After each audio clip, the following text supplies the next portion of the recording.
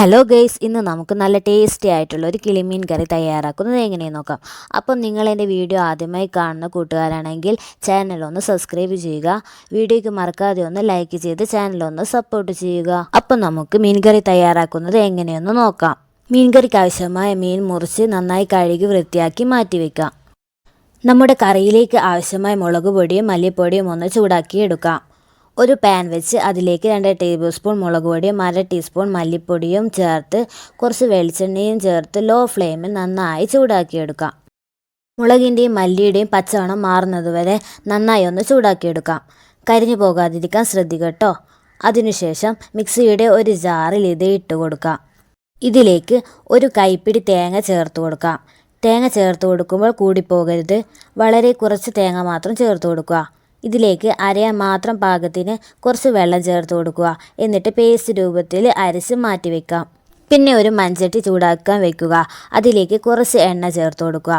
എണ്ണ ചൂടായി വരുമ്പോൾ അതിലേക്ക് 1/4 ടീസ്പൂൺ കടുകും ഉലുവയും ചേർത്ത് അത് പൊട്ടുന്നതുവരെ കാത്തിരിക്കുക. അതിനുശേഷം അതിലേക്ക് ചെറുതായി അരിഞ്ഞു വെച്ചിരിക്കുന്ന ഇഞ്ചിയും 2 പച്ചമുളകും ചേർത്ത് നന്നായി ഒന്ന് വഴറ്റുക. അതിലേക്ക് ചെറുതായി മുറിച്ച് വെച്ചിരിക്കുന്ന ഉള്ളി കൂടി ചേർത്ത് വഴറ്റാം. ഇത് നന്നായി ഒന്ന് വഴന്നു വരാൻ കുറച്ച് ഉപ്പ് കൂടി ചേർത്ത് വെക്കാം. ഇതൊന്ന് വഴന്നു വരുമ്പോൾ കുറച്ച് മഞ്ഞൾപ്പൊടി കൂടി ചേർത്ത് നന്നായി ഒന്ന് ഇളക്കാം. അതിനുശേഷം ഇതിലേക്ക് ഒരു വലിയ തക്കാളി കഷ്ണങ്ങളാക്കി മുറിച്ച് ഇതിലേക്ക് ചേർക്കുക.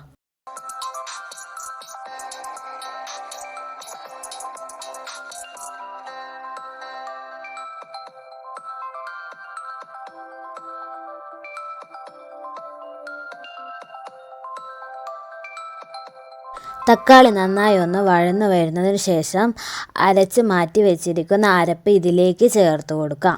അതിലേക്ക് ആവശ്യത്തിനുള്ള പുളിവെള്ളം കൂടി ഒഴിച്ച് നന്നായി ഒന്ന് മിക്സ് ചെയ്യുക. ഇനി കറിക്ക് ആവശ്യമായ വെള്ളം കൂടി ഒഴിച്ചു കൊടുക്കാം. അതിനുശേഷം ഫ്ലെയിം നന്നായി ഒന്ന് കൂട്ടി കൊടുക്കാം.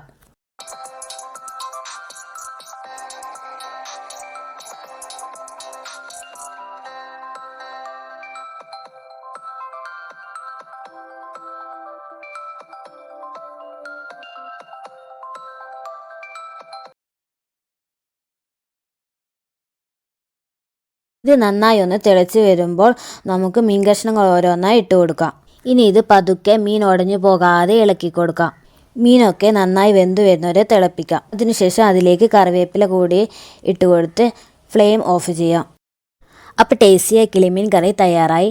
നിങ്ങളെല്ലാവരും ട്രൈ ചെയ്ത് അഭിപ്രായങ്ങൾ താഴെ കമൻറ്റ് ബോക്സിൽ പറയുക. ഇഷ്ടപ്പെട്ട വീഡിയോ ലൈക്ക് ചെയ്യുക.